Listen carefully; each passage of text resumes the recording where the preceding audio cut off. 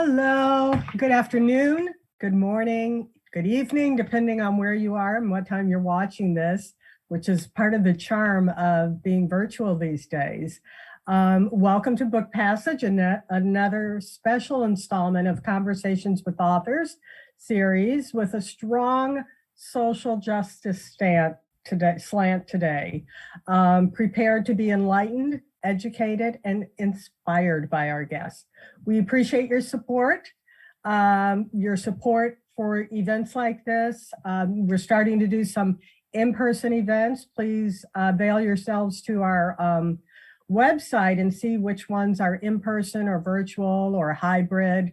We welcome you to join them all if you can, and to support our authors by buying their books and including them in your library and sharing them with friends. Today's event is no exception. And for Book Passage has plenty of our guest speaker today, Zach Norris's book, Defund Fear. We have plenty of them in for you to buy online, over the phone, or come through the stores, both in San Francisco and in Corte Madera. Please remember, audience members that are joining us live, that we do have a chat section.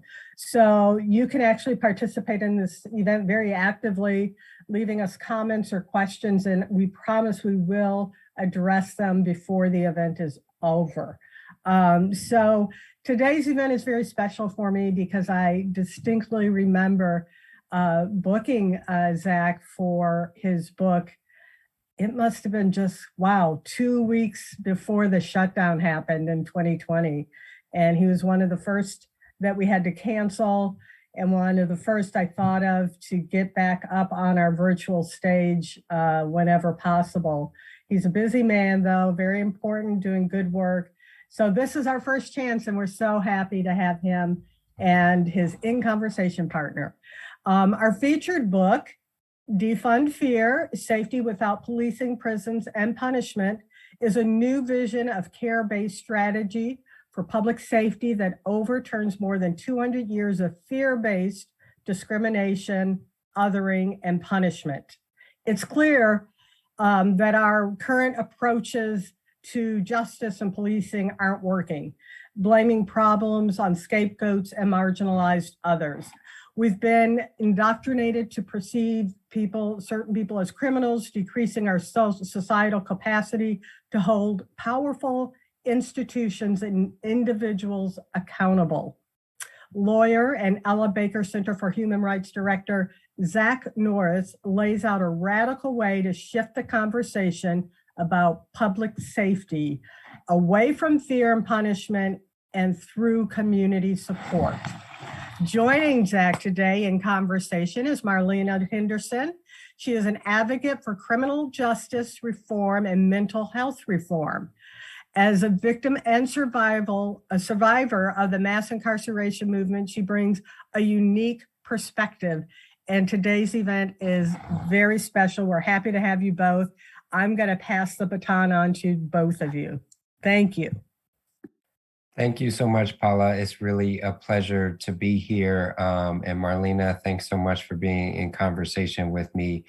It is important at this time, especially, that we pause and reflect, especially as we have seen an uptick in crime across the country. Many folks connect that to this global pandemic and people feeling like they don't have the resources or support to survive. And for me, it is really timely that we engage in this conversation about what keeps us safe and how we get to a safer society. And I'm also just appreciative, Paula, for your determination in making this event happen. I was driving with my family in Marin and passing Corte Madera. We often go to the veggie grill right there close by. And every time I'm like, oh, I was supposed to do the book talk. So it's really great to be making this happen and appreciate your persistence. I also want to thank you, Marlena.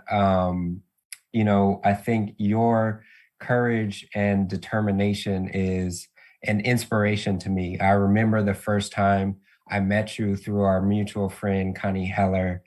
And, just knowing that you had went through something so tragic and losing both of your parents at the hands of your own brother was uh, uh, deeply difficult, even just to know how to approach you in that conversation, but just to see your strength, to witness your resilience, not just in that moment, but really over the years as you have grown as an advocate. I could think of no better person to be in conversation with about this book. And so just want to say thank you. Really just want to say thank you. I also want to, I know this is a book talk, but I also want to just engage in some of the conversation that we had in developing this book, because I had a chance to interview you on several occasions in really writing the chapter about your family. And one of the things that I don't feel like I talked about as much in the book is just your advocacy and your work as an advocate. And my first question to you is just if you could talk about how you develop the resolve that you have to really work on issues of the criminal court system, just given all of what you went through. I know what happened to your parents was very much in the news. It was in the news cycle. You went through a lengthy trial process connected to that. If you could give us some sense of like, what motivated you to really become an advocate in the way you have? Sure. Yeah. Thank you for that question, Zach. And of course, thank you to Paula and to Book Passage, for hosting this conversation. I think opportunities to just have conversations like this are really helpful. They make me, feel like I'm in community, and I know that many other people are dealing with variations of what I've been through. Many other families are dealing with a variety of things.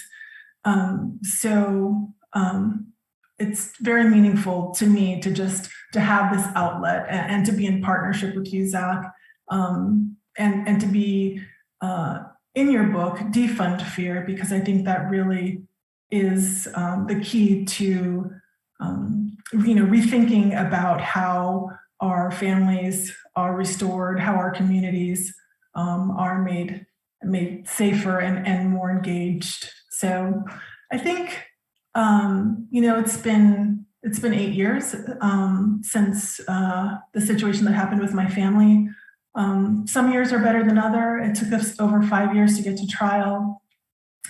The beginning of this year, 2021, is when I kind of wrapped up some of the legal issues that were still lingering, and it got to the point where it just was just emotionally draining, and just was too much for me. So I decided to let it go and to give myself my life back. And for me, that meant just the rest of the year I was devoting my life to joy. And the reason that I could do that and really commit to doing things that bring me joy is because I know that there are so many other people and organizations still out here, working to solve this problem, this American problem, really, of mass incarceration, and really to figure out ways to reinvest in our community. So, one of the things that brings me joy and keeps me going is, being out in nature, taking my dog to the beach, Yes. Having lunch in Joaquin Miller Park, either by myself or with a friend. I've been going on lots and lots of hikes. It's just something about, being out in nature really helps my energy to kind of downshift.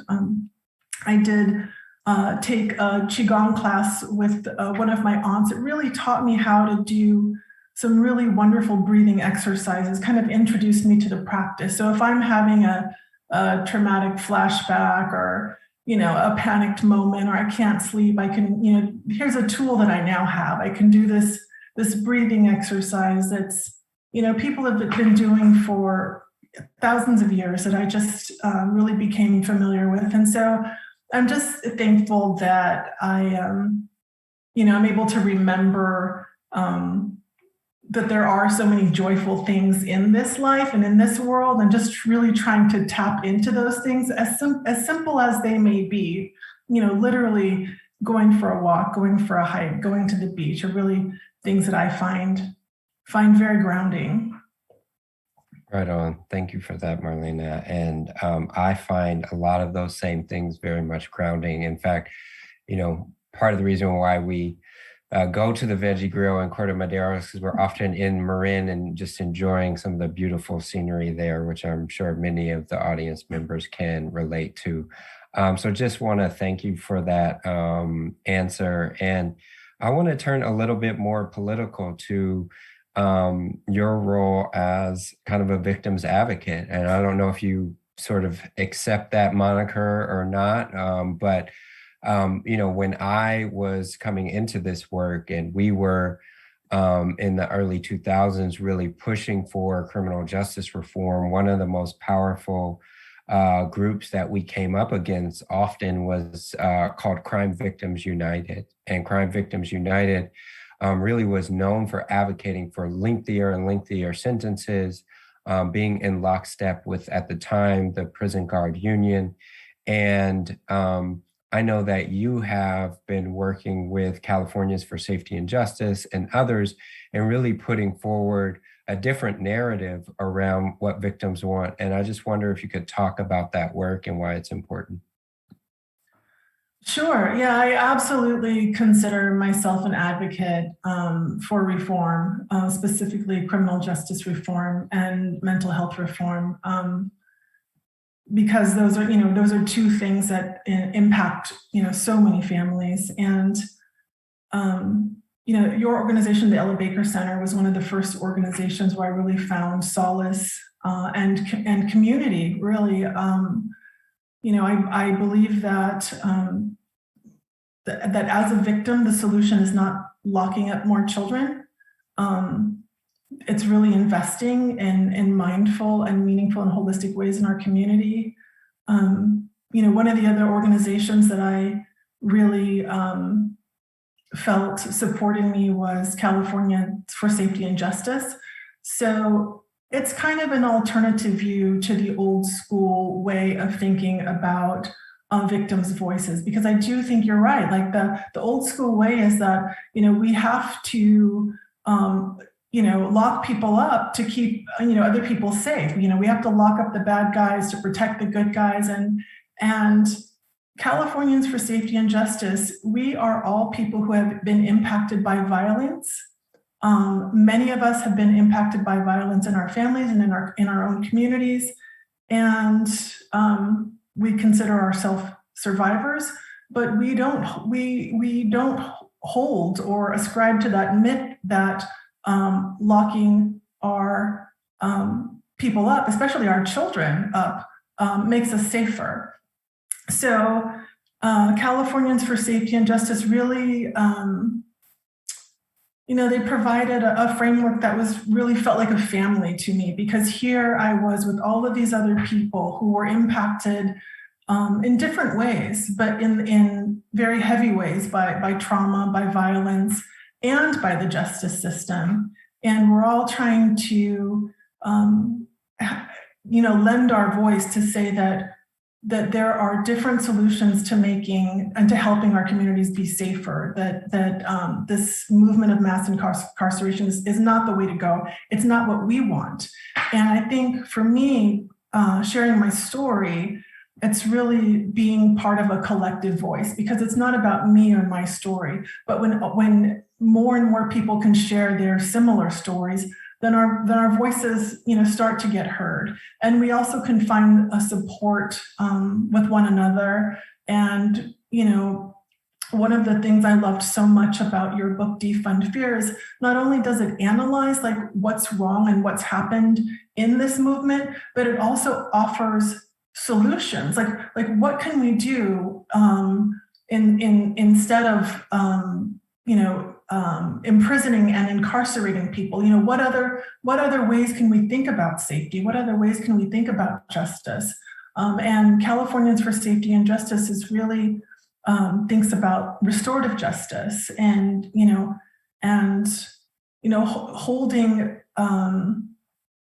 holding the victims in community, so that we don't feel so isolated. So, one of the things that comes to mind for me is that hunting down and locking up children, specifically because a lot of the mass incarceration movement came out of locking up teenagers, adolescents and teenagers. And then, after generations, it just continues to evolve. People get older, people remain in the system, but that doesn't keep us safer. Education, Elevate Percenters has a program, Books Not Bars, that helps keep us safer. Clean, green communities, that helps keep us safer. Right. Jobs, livable wages keeps us safer. Having creative outlets help keep us safer. My younger son is a skateboarder. Man, the community that they have, their ability to just get out there, exercise, be in community with one another. Skate parks keep us safer. These are the things that we need to be thinking about. I really appreciate you naming that in terms of like that community that your son has formed in the context of skating, because I often ask people, can you remember a time when you felt safe, right? And maybe I'll even ask our audience members now, if you can try to think of a time when you felt safe. Where were you? What were you smelling? What were you seeing? What were you hearing?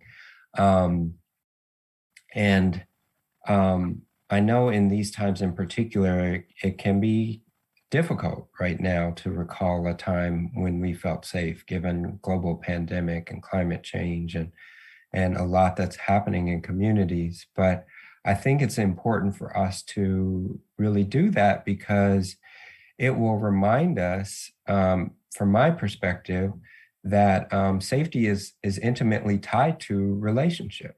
It is tied to being in a trusted relationship, sometimes with a chosen community, like a skate community, a biological or chosen family. A faith community is one of the things that a lot of people have responded in describing a time they felt safe. And we have a huge disconnect between our felt understanding of what safety is and our public safety policies, right? Because our public safety policies are really geared towards severing ties and severing relationships. And I think it's partly due to a couple of different myths. One is the myth of the bad guy. And I say the myth of the bad guy because I think we have this notion of stranger danger, bad guy.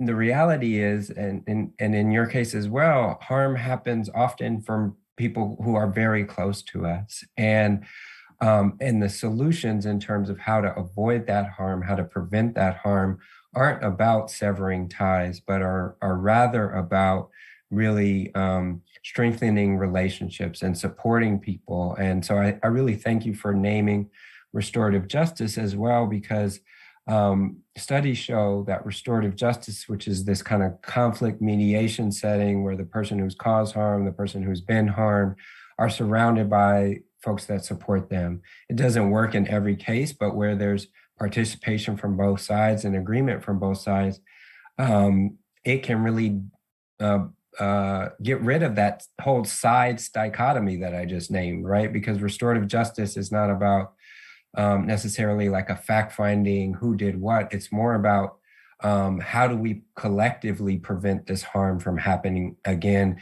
How do we ensure that the person who has caused harm is really fully held accountable, has to make amends, has to acknowledge the harm that they have caused? And we have a tendency to think about accountability as if it's like putting someone way away, rather than understanding that true accountability, from my perspective, you can't truly hold someone accountable if you aren't also holding them in community, because to be accountable is to really answer for what you have done, which means that there's someone who you are responding and talking to and making amends to.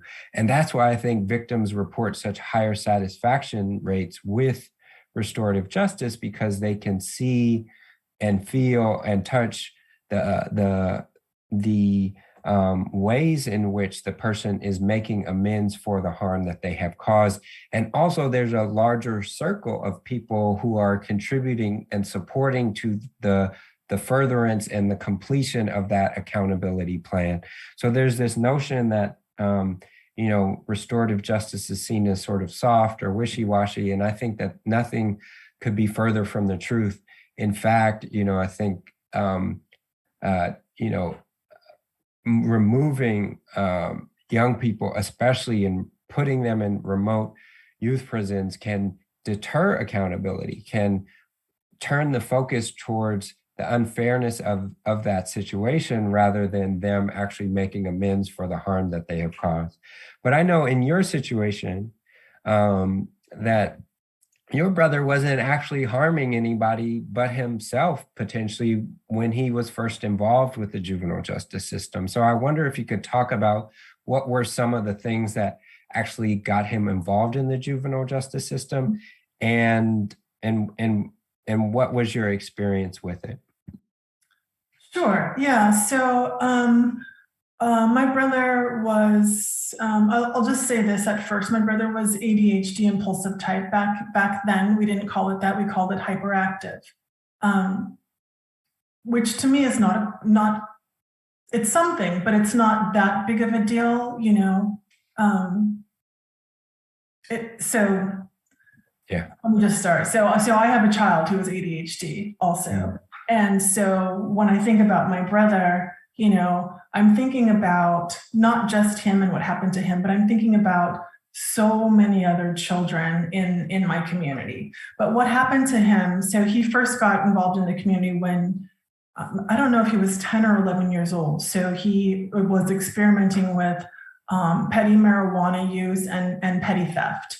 So those are the things that got him taken away from our family and locked up in California Youth Authority. So for those people who don't know, California Youth Authority are basically youth prison camps that were at the time very far away from society, away from any community, really out kind of in the wilderness, if you will, where they would just take children and think that they would magically be reformed there. So here you are, you're taking a child who's 10 or 11 away from their only comfort, their support, their school system, their community, their social community, and you take them away and you lock them up into these camps, these prison camps, and you expect them to get better. So what happened, in my family, when my brother would come home, he wasn't better. He was more, he was antsy. You could tell he was stressed. He was socially isolated because now he's labeled the bad child, the child that was sent away, the child that nobody wants to be associated with. And then there was all these things like these youth parole and probation things. And if you don't meet all of these perfect standards, they can just take you away and put you back in the system, which is what happened to him. So he was constantly in this revolving door of going back into the system. So graduating from California Youth Authority, once he turned 18, now all of a sudden he's in jail and he's in prison for the same kinds of things, marijuana and petty theft. Ultimately, he when he aged out of California Youth Authority and went into the prison system, he had some sort of conflict, from my understanding, a conflict with a guard or somebody at one of the more moderate prisons. And so they sent him to Pelican Bay, which at the time was one of the harshest prisons in California. He spent 4 years there, and when he came out, he was never the same. So, it affected my family because we were constantly trying to support somebody who was now taken away from us, traumatized. Who knows what happened to him in those camps, in those facilities. We know that all kinds of traumas take place. We don't know exactly what it is, but we do know that we would visit him and he would be bruised and he would have clearly been beaten. And we spent all of our Christmases in prisons, visiting him, eating popcorn from the machines with armed guards standing over us, making sure we did not touch him or hug him or kiss him. So these environments are not environments where people will come back into community and feel loved and feel productive and even understand how to relate, on a level that is meaningful or that is connective. So, it just spiraled. It's just spiraled. Yeah, I really appreciate that. And I want to even take a step back further just to provide some context for what you were naming about the conditions inside the California Youth Authority youth prison system, because this is at a time when the so-called youth super predator mythology was very much active and, and was totally false. But a small number of so-called social scientists said that because of the explosion in the population of Black and brown young people, that there was going to be this huge crime wave. That crime wave never actually materialized, but what did materialize was youth jails and prisons across the country and worsening conditions inside of youth prisons like the California Youth Authority, which is now known as the Division of Juvenile Justice. And these are youth prisons where, folks had literally, as you were describing, families driving 250 miles on average just to see their kids. I talked to so many parents who were dreadfully afraid of how they would find their kids when they got there, right? Because this was known as a gladiator school where young people were pitted against each other to fight one another. Guards were caught on videotape beating children inside of these youth prisons. So that was half the time, parents didn't know how they would find their kids. The other half, they might not even get a visit because an entire unit would be on lockdown, or literally, they would, at one youth prison, Heman G. Stark, parents and grandparents would park like a mile from the youth prison because they were worried about the guards looking for their tags to see if they had, late registration on their cars. If they got past that, they might not get in because they had on the wrong color pair of pants. The guards telling them they couldn't even talk to one another while they're standing in line. So, it's just heartbreaking on a number of fronts to see the conditions inside, but also to hear so many families like yours say, where was all of this attention when we were trying to get help for our child, right? What if there have been interventions at 10 years old, at 11 years old, to actually support young people in ways that acknowledge their normal adolescent development? I often talk about how as a teenager, I went to a Catholic school. My parents scraped and saved to send me to one. And at that school, like we once did like a ropes course and things where we were challenging our boundaries, which is normal for adolescents to do, but adults were creating a safe environment for that. The kicker to me is that, these so-called juvenile justice systems, so-called youth justice systems actually do more to track young people into adult prison than anything else. So we knew that 3 out of 4 young people coming out of the California Youth Authority youth prison system were being rearrested within 1 year. And this was basically, preparing young people for adult prison.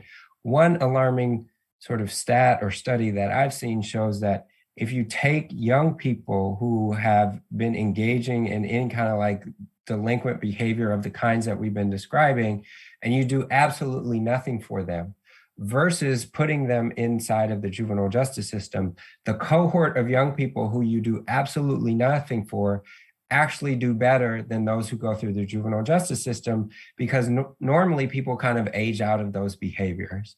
So we could do nothing and do better, but we could also do something else and do even more even better than that. So just really appreciate, your commitment, your support over the years. You're one of the folks whose work and support for the book helped move the governor in 2020 to close the remaining 3 youth prisons. So we did a decade-long campaign that resulted in the closure of 5 of 8 youth prisons. And just last year, the governor, through your support, the support of so many members, allies, the California Alliance for Youth and Community Justice, the governor signed legislation to close down the last 3 of these state-run youth prisons, which really gives local counties now an opportunity to do something different. And that's why I think we have really embarked on the development of this new initiative called Restore Oakland. Thank you for coming to this space. We had our 25th anniversary event recently, and we did it at Restore Oakland, which is this really dedicated space for restorative justice. It's one of the only spaces across the country that has a dedicated space for restorative justice. But broader than that, it also is meant to encompass our kind of vision of what community safety looks like. So we have nonprofits in the building who are working to keep people in their homes, working to redirect resources towards public health solutions to some of the issues that your family faced, from school discipline issues to mental health. We have, folks who are providing mutual aid. Even in the context of the pandemic, we've been doing a lot of mutual aid events to provide people with basic supplies and support during this difficult time. So it's really this vision of neighbors not just kind of watching each other, but really seeing each other and helping each other to create a greater safety. For us, a big obstacle was that people can see and know what a prison looks like, right? But if you say restorative justice, people don't necessarily have a frame of reference. So we were trying to overcome this obstacle of sort of a lack of imagination around safety in our communities. And I wonder if you could, Marlena, speak to what are some of the obstacles you see in kind of changing people's hearts and minds around this issue?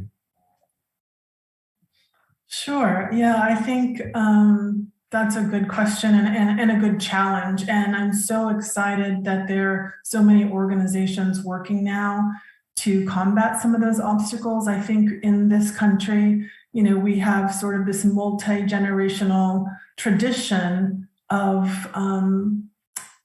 punishment and imprisonment.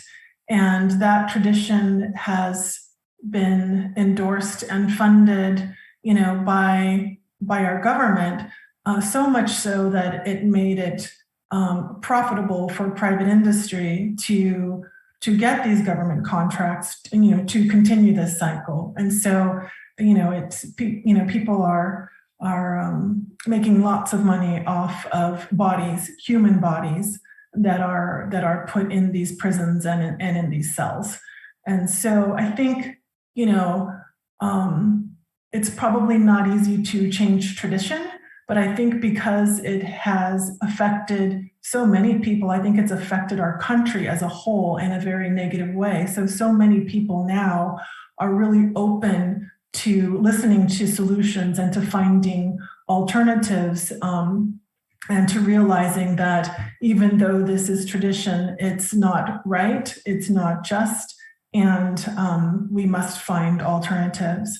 So that's one thing. I think the other thing for me is there's a myth that the criminal justice system works in the best interest of victims.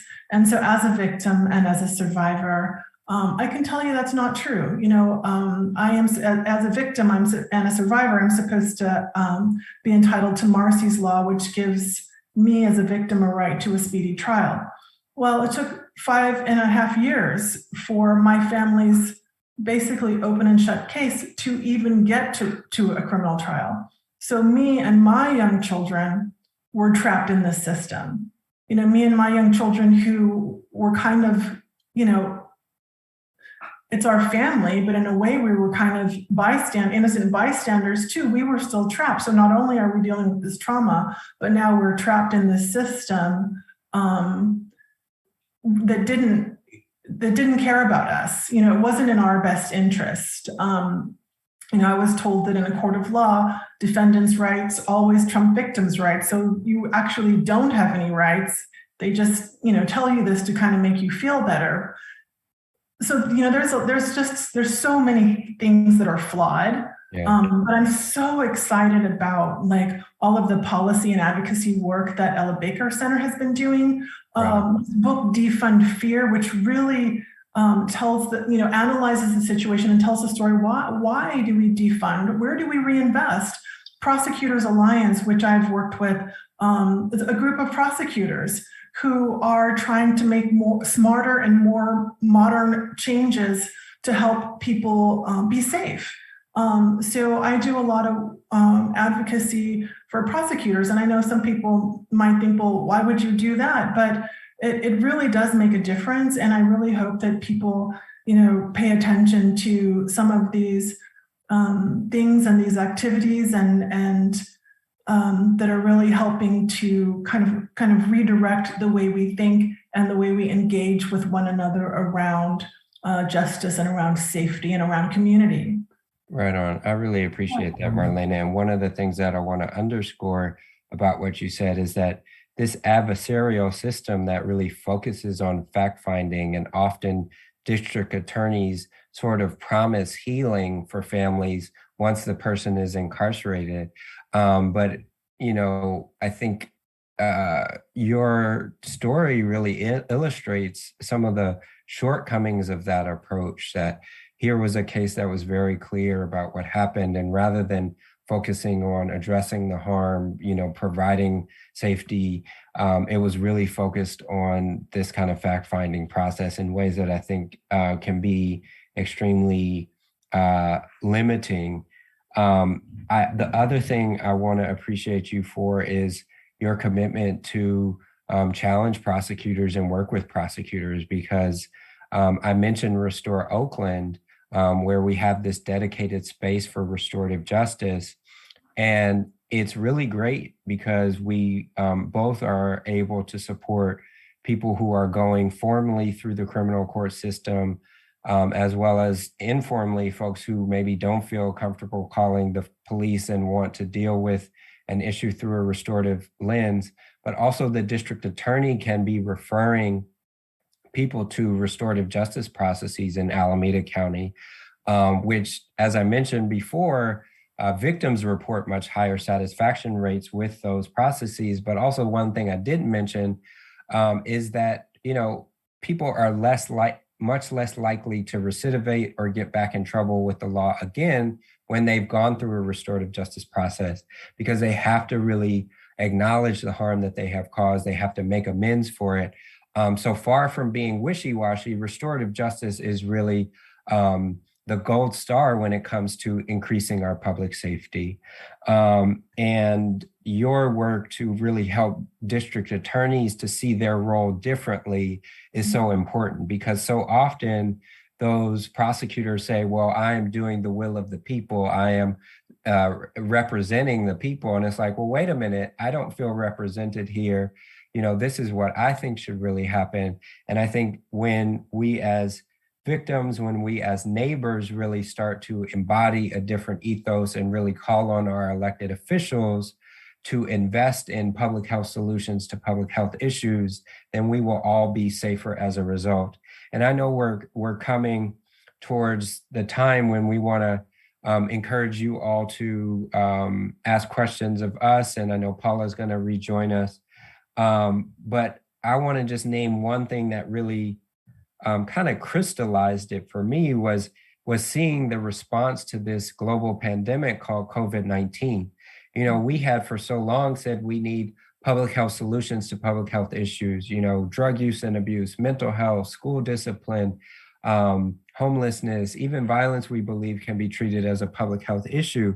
I never thought we would need to say that a global pandemic should be treated as a public health issue. It is sort of the quintessential public health issue.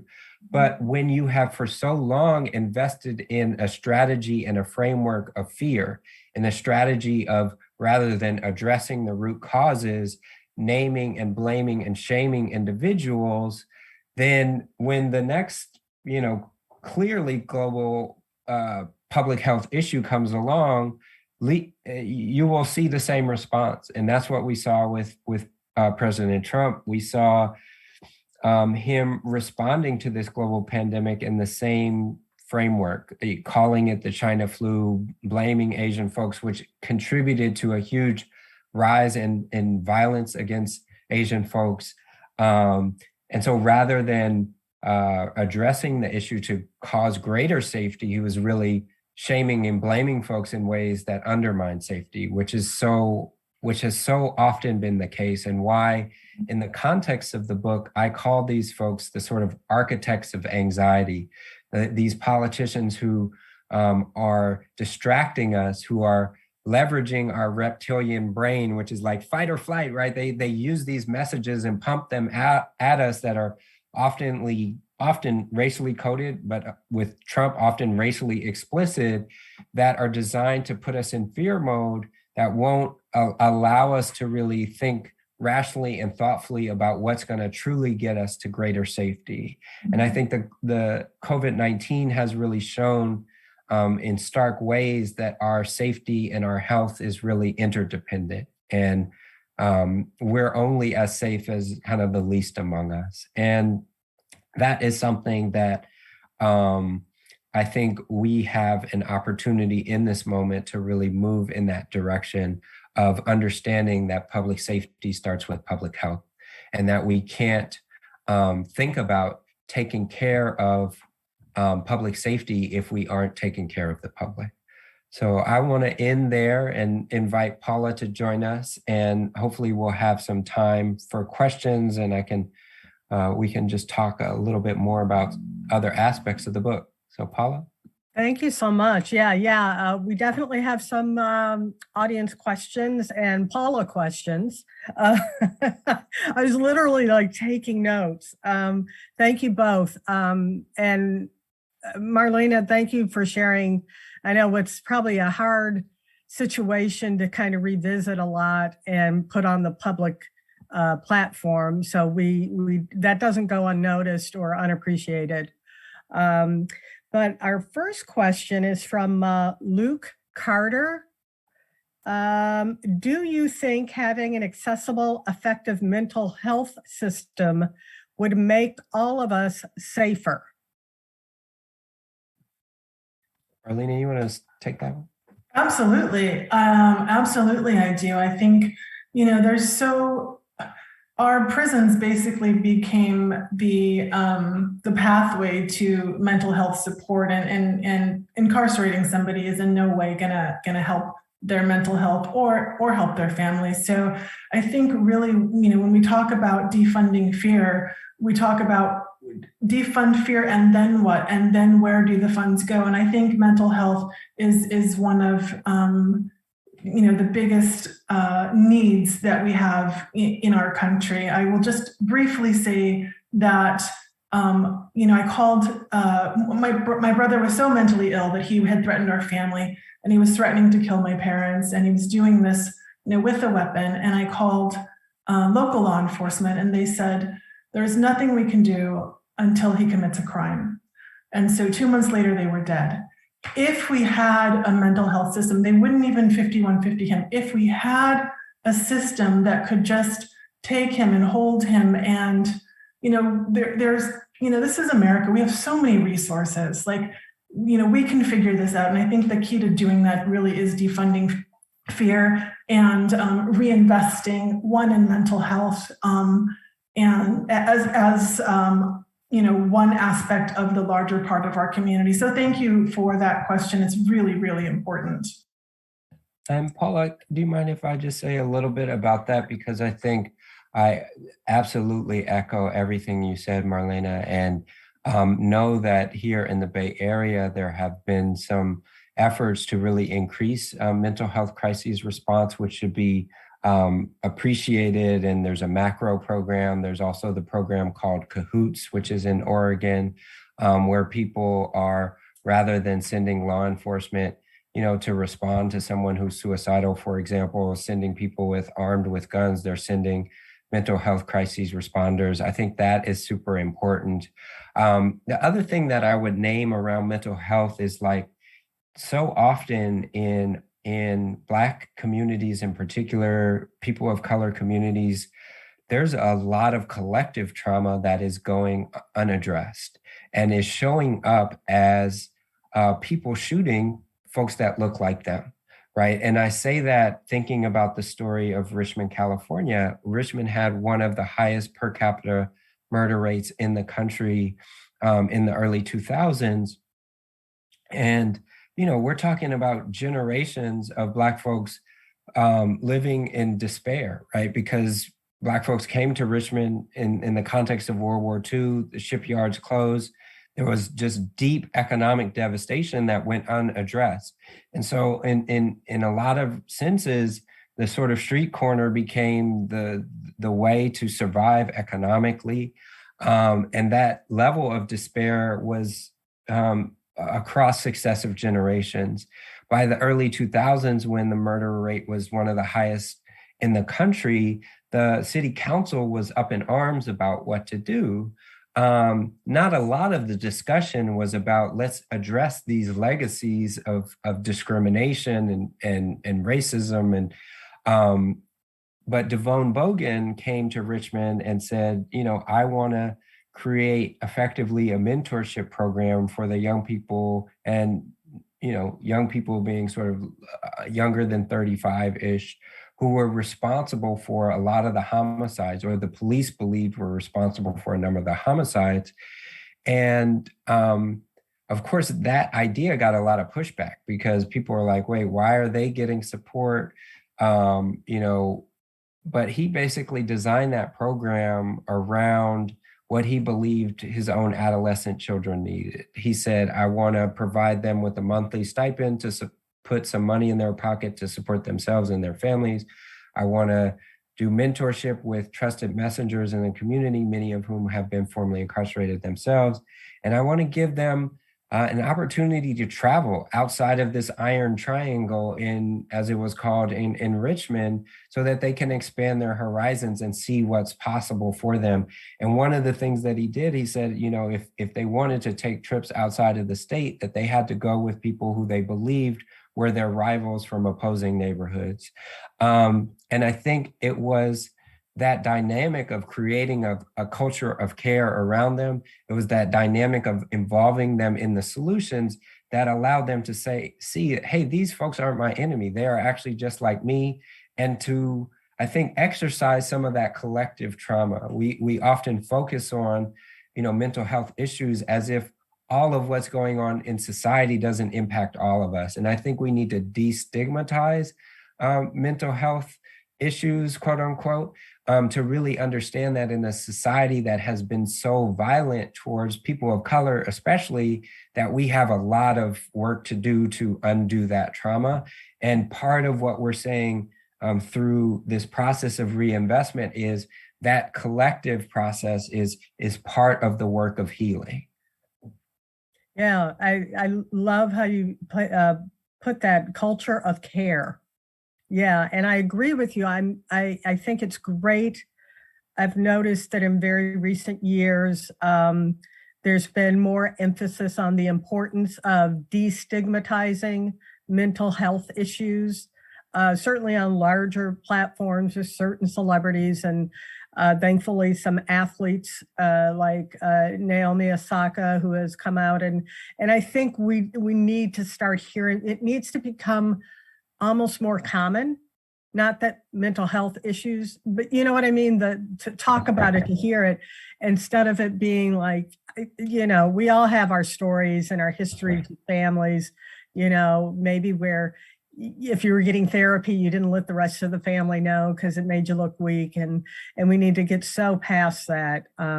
That's right. Can I just say one more thing about that story? Was like, I forgot the end, which is like, you know, homicide rates in Richmond dropped precipitously. It was as a result of this program. And, you know, that program still gets pennies on the dollar as it relates to policing in Richmond. And I just think about what if we were to really deeply invest in community-based organizations that are doing the work to heal harm. Studies show, like Patrick Sharkey, who wrote a book called Uneasy Peace, that's quoted in the book I wrote, like he talks about, for each community-based organization in a city, that violence that is focused on violence will drop about 1%. So when we start to really scale these investments, I think we're going to see greater safety and greater possibility. Well, is this program, has it ever been like replicated in other communities, like purposely, like this has been proven to work, let's take it and put it in Detroit or Chicago or something, On a limited basis, but unfortunately, Paula, not enough. This is something that folks tried to push even in the context of the Obama administration, got much less traction under Trump. And I know that initially this Build Back Better bill and some of the efforts at the congressional level included some funds around violence prevention, as I understand it. And so that's something that, people can be supporting, calling their congressperson and continuing to push so that we get those kind of resources in community that are, in my mind, kind of the infrastructure for public safety. Just in the same way that we need to move away from sort of fossil fuel infrastructure in the context of the environment, I think we also need a new community safety infrastructure that needs to be deeply invested in. Yeah, good point. We're getting actually a lot of questions. You might not get to Paula questions. Shoot. Patricia is furious that the media doesn't do a better job of keeping us informed and wants to know, what can we do? Like working with the media to get the word out. And yeah. It's a super important question. I talked about the youth super predator mythology. During that time, youth crime stories were going up by 700% from like 91 to 95, even though youth crime was slightly declining at that time. So that's a huge part of the problem, because it leads legislators to believe, to not act, based on the facts, but to act based on sort of the hype, right? Mm-hmm. And unfortunately, in the context now of social media, we know that lies actually spread 6 times faster than truth on social media, which is just accelerating these problems. So I would say one of the things that we need to do is actively lobby to enforce meaningful regulations on big tech around what they're allowed to distribute. And that's an uphill battle because these are incredibly powerful companies. But just like we made some meaningful, although we still have work to do, regulation around utility companies or other, new technologies of the past, I think we have to see that that's necessary in this moment as it relates to technology. And I think some of that will trickle back towards more traditional media as well. Sounds good. Norma, somebody, I don't know who this is coming from, but can you describe the process of restorative justice, maybe some examples of what it looks like? And I'm going to kind of piggyback off of that because I had a question about, we hear so much about reform, justice reform, prison reform, and I don't want those to, like, they're better, it's better terminology than other things we've heard, but I don't want it to end up becoming kind of buzzwords that don't do anything either because it gets overused. But I'd like to know, what does that actually look like when we talk about these terms and these concepts? Like, can you give us some concrete descriptions of? Yeah, absolutely. Especially like police reform, justice reform. Yeah, absolutely. In terms of restorative justice, it has already been overused, unfortunately, and I think in ways that do water it down. Restorative justice shouldn't, what in technical terms, people say net widen. It shouldn't widen the net of people who are under surveillance. We shouldn't be involving kids or anyone for that matter in restorative justice processes where there isn't a real harm. Restorative justice works best when there is a real harm. So in Brooklyn, for example, there's a program called Common Justice, where young men who have assaulted, shot at, hurt, harmed other young men often who look like them. They go through a restorative justice process. And just as I described, it's the person who's caused harm, the person who's been harmed, the people that support them. But what happens inside of that circle is both of those people have similar life trajectories and stories, right? So it would be hard for you from the outside to actually ascertain who's the harm doer and who's been harmed, because both parties typically have grown up in situations where they have had to fend for themselves, have had harm happen to them growing up as well. And so the beauty of restorative justice is it's a really analysis of that whole picture. And as a result of the success of restorative justice and that conflict mediation, where the person who has caused kind of the most recent harm is actually then making amends and working to address that harm, through that process, they're much less likely to get back in trouble with the law. And this can work not just in the context of individuals, but also in the context of workplaces. I've seen and heard about restaurant owners who are creating a hostile workplace, being confronted by their workers in a restorative justice circle, but in a way that also leverages the power of the community, because the restaurant owner might typically have all of the power in that situation. But when some of their consumers and some of their patrons start to engage in that conversation, then there can be some power shift that will allow for greater accountability. So restorative justice is important, but you also do have to think about power and accountability. And Marlene, I don't know if you might add to that or thoughts you have on that one. Oh, I thought you answered it perfectly. It's a great question. Yeah, thank you. Yeah. I mean, I think it's so important. And the title of your book, Zach, Defund Fear, am I right in assuming you're kind of working with the terminology that was out there so much, especially last year, defund the police, that seemed to trigger people for some reason, apparently couldn't put it in context. So I was wondering if you could address that, the title, why you picked the title, playing on that kind of defund the police, and back to both of you, back to that concept of defunding the police was always about reform, and it was just a terminology. Just what you both feel about those terms, since we were just talking about restorative justice.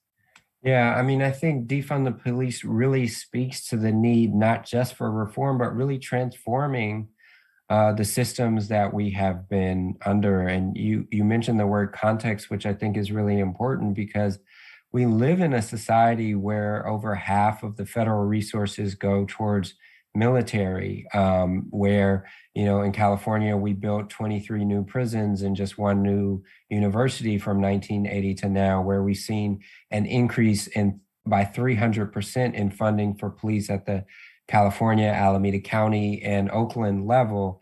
And so it isn't just sort of red states, it's progressive places where policing and prisons have been recession proof. And so I think the call to defund the police is really a call to rebalance our priorities. It's a call to shift away from strategies that have unfortunately reinforced cycles of poverty, violence, and incarceration rather than interrupting them. And so, I think that it's possible for city councils. In fact, just last night, I was talking with the Urbana City Council, and they were debating whether or not they should install automated license plate readers in all of the different intersections in communities where they're experiencing the uptick in crime. And I said, no, I think you all should instead invest in a Richmond-like program, use those resources not on technologies of surveillance, but rather on people-to-people technologies of healing. And that is why I think people are really trying to, in very stark terms, name the shift that we need. Yeah, it's an actual change in thinking. Like, it's funny that that's the first thing they thought of. Oh, we got to put it in tech. Yeah, so tech is the cure-all, and more surveillance is the cure-all. And it sounds like both of you are trying to address things where at the core. Like, let's get to the real issues, the community, the humanity of it all, instead of dealing with these surface things that at best don't help, but at worst actually hurts and makes things worse. And I want, before we have to completely wrap up, Marlena, you mentioned, you said basically reaching out to prosecutors, and I wanted to second Zach's applaud of you for doing that. And I got to say, I've never heard of that. And I've interviewed a lot of like activists and advocates about things. I've never quite heard your take on that it's twofold. It's not like, let's just get rid of them or criticize them or challenge them. You're saying, hey, it's twofold. Let's actually reach out and challenge, and maybe they need to change some of their thinking. So thank you for that. And if you feel like you need to explain more, or if there's something a way where people could get more information about that, I think that would be fantastic. Well, sure. I'll just briefly say the Prosecutor Alliance, is an organization of prosecutors who really believe in safety, dignity, and humanity, and doing their job with those three things in mind. It's not just about, what can we do to people who are involved in the system, but what should we do? Really, what should we do? What's in the best interest of the community, of the city, of the state? And so I really commend the prosecutors who have stepped up, to run for office, who have been elected, who have faced some pushback, but who are really committed to this notion of safety with dignity and humanity. Well, our time is up, and boy, I could just go on and on. You two are fabulous. Is this the first time you've ever been in conversation in like a platform like this, or? I think once before, no, Marlena? Yeah. And then also at the original book talk for the first book event, Marlena was also in conversation with myself and Devon Bogan, who's folks should check out advancepeace.org to learn more about his work. Yeah, appreciate it. Thank you. And I said at the top of this in the introduction that we were going to be inspired and educated, and you didn't fail on either of those accounts. You're both fabulous. And thank you. Please remember, Zach's book is Defund Fear, and your book before this was We Keep Us Safe. Oh, sorry, that's not clear. It's the same book. Isn't? It says a retitling of the book. Is it a retitling? Yeah, yes. Okay. Oh, I like that. That's great then. Yeah. It came out in paperback form, and right. And we wanted to really speak to some of the questions that you named. So both titles are great, though. Right on. I appreciate it. Yeah, and the content's the most important thing. And we have plenty of them at Book Passage. We ask you to support Book Passage, indie local bookstores, Zach and Ella Baker Center, and by buying it and reading it and being a part of the community of safety and not fear. Thank you so much to the two of you for coming and discussing this important topic. With that, thank you, audience, for joining us and for all the good questions. I'm so sorry we didn't get to them all. Feel free to pass on the link for friends and family who maybe couldn't make it, because this is an important discussion that is evergreen, unfortunately. Maybe there'll come a time, but for now, we need to keep these conversations and actions going forward. Thank you. Thank you.